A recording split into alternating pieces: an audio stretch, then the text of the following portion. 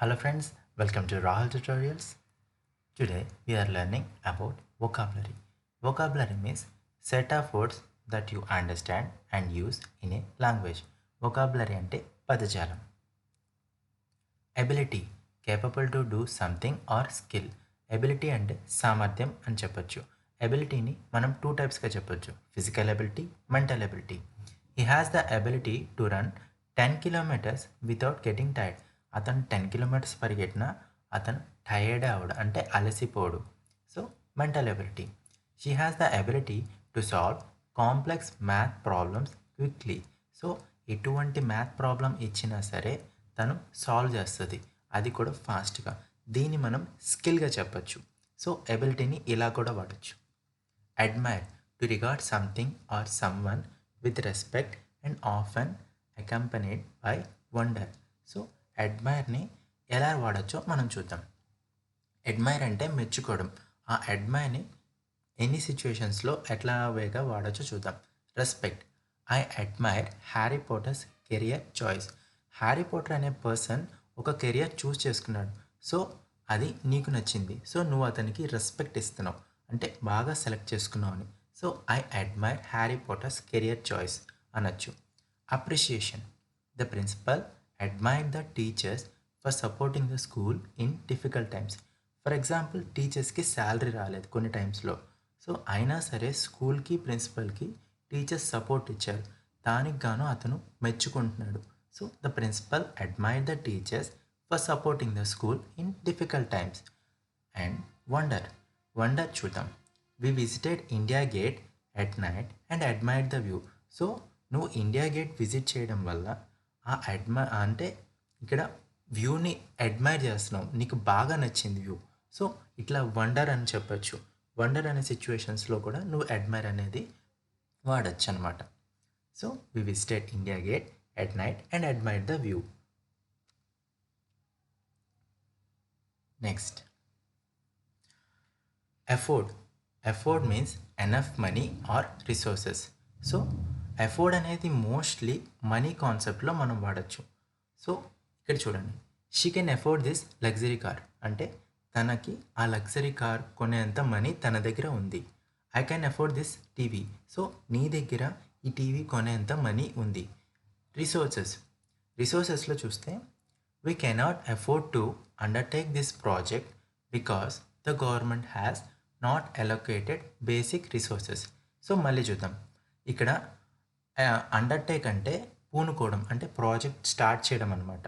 And allocated అంటే కేటాయించారు, not allocated అంటే కేటాయించట్లా. సో మళ్ళీ చెప్తాను చూడండి. We cannot afford to undertake this project. మనం ఈ ప్రాజెక్ట్ని తీసుకోలేం, ఎందుకు? The government has not allocated basic resources, అంటే బేసిక్ రిసోర్సెస్ కూడా వాళ్ళకి ఇవ్వట్లేదన్నమాట, కేటాయించట్లేదు.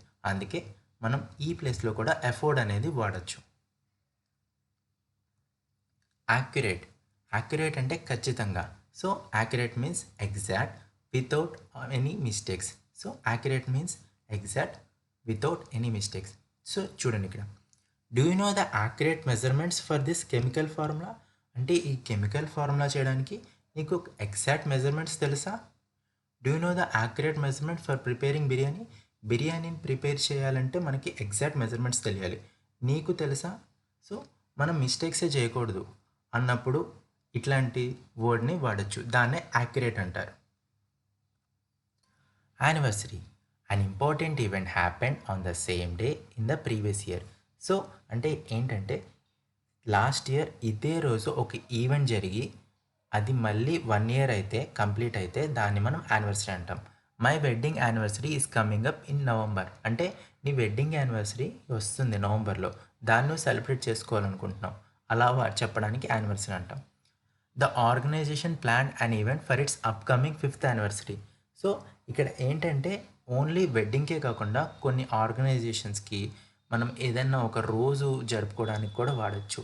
ఒక రోజు ఇన్ని సంవత్సరాలుగా జరుపుకుంటున్నాం అనడానికి. So organisation plan and event for its upcoming 5th anniversary.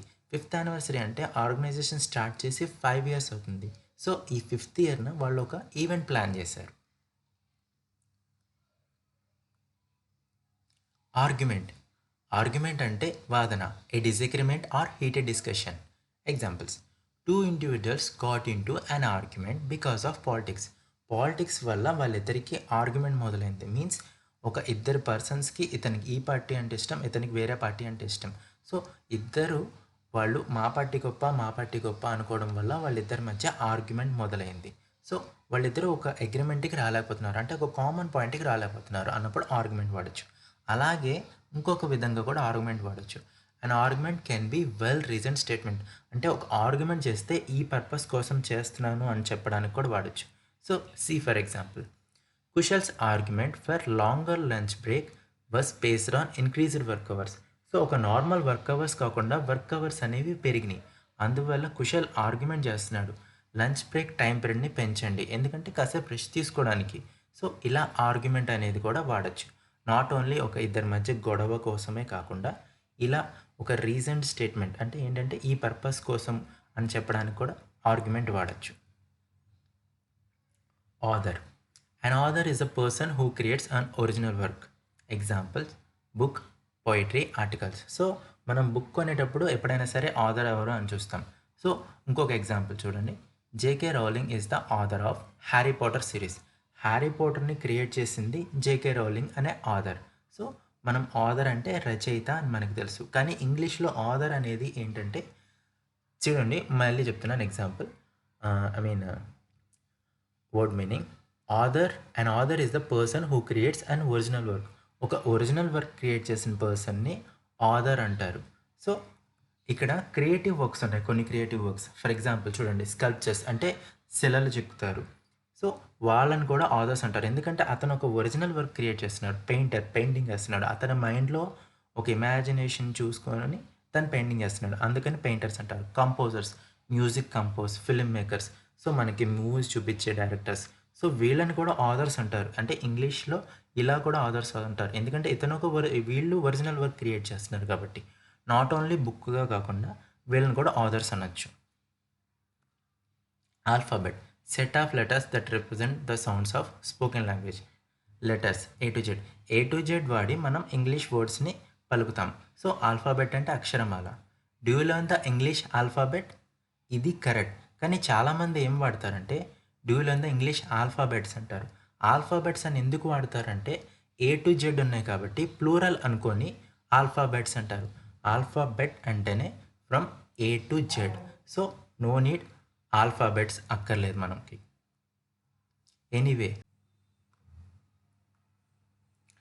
Anyway ఏమైనా, to change the topic, use it to change the subject or move on to a different point. I don't like that movie. Anyway, have you seen the new TV series? ఇక్కడ movie ఎందుకు నచ్చలేదన్న టాపిక్ని చెప్పలేదు, కానీ వెంటనే have you seen the new TV series అన్నాడు. So వెంటనే topic change అయింది. సో ఇలాగ ఎనీవే వాడచ్చు. ఇంకొక point, to emphasise a point, use to add emphasis. Emphasis అంటే నొక్కి చెప్పడం. It is a difficult task, అది కష్టమైన task, but I do it anyway. అది కష్టమైన టాస్క్ అయినా నేను చేస్తానని చెప్పడానికి ఎనీవే వాడచ్చు. ఇంకోటి, in spite of something, use to indicate an action taken despite A obstacle. అంటే ఈవెన్ దో ఒక ఆబ్స్టికల్, ఒక అడ్డంకి ఉన్నా సరే అది చేశాడు, అంటే ప్రాబ్లం ఉన్నా సరే చేశాడు. So for example, he no it was risky but he invested in the stock market anyway. అది రిస్కీ అయినా తెలిసినా కూడా స్టాక్ మార్కెట్లో ఇన్వెస్ట్ చేశాడు. సో ఇలా ఎనీవే మనం చెప్పచ్చు. Antique, an object that is old, typically more than 100 years old, and considered valuable because of its beauty, rarity, historical significance, or craftsmanship. Antique అంటే పురాతన. So because of it's beauty అంటే అది అందంగా ఉండడం, rarity అరుదుగా దొరకడం, historical significance. So historical significance అంటే హిస్టరీతో ఏమైనా టాపిక్తో లింక్ అయి ఉండడం, హిస్టరీతో లింక్ అయి ఉండడాన్ని హిస్టారికల్ సిగ్నిఫికెన్స్ అంటారు. ఆర్ క్రాఫ్ట్మెన్షిప్స్ అంటే అది అందంగా తయారు చేశాడు, ఆ స్కిల్ బాగుంది అనడానికి. My grand father has an antique bike. Examples, so నా గ్రాండ్ ఫాదర్, నా తాతయ్య దగ్గర ఒక యాంటిక్ బైక్ ఉంది. సో అట్లాంటి బైక్ ఇంకోటి లేదు, అది చాలా యాంటిక్గా ఉందని చెప్పడానికి యాంటిక్ బైక్ అనొచ్చు. అలాగే the antique car show attracted enthusiast from all over the country. So antique car show అనేది జరిగింది. సో దాన్ని బాగా చూడడానికి చాలామంది వచ్చారు ఆల్ ఓవర్ కంట్రీ నుంచి. The antique book they found in the attic turned out to be quite valuable. అంటే attic అంటే ఇక్కడ అటక. సో అటక మీద దొరికిన బుక్ అదొక యాంటిక్, ఎందుకంటే అది చాలా ఇంపార్టెంట్ అనమాట. Here not everything old is an antique, it should also have some value or historical significance. దొరికిన ప్రతిదీ పాతది యాంటిక్ అని చెప్పలేం. ఒకటి దానికి ఒకటి వాల్యూ ఉండాలి, లేకపోతే హిస్టారికల్ సిగ్నిఫికెన్స్ అన్న ఉండాలి. సో ఇట్లా ఉంటేనే మనం యాంటిక్ అంటాం. Thank you.